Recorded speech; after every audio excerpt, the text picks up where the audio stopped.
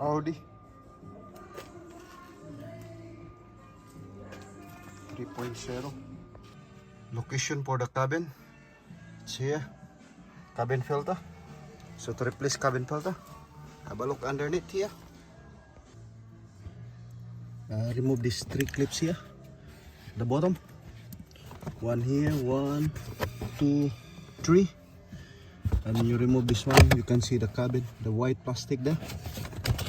This one, you have access for the cabin filter.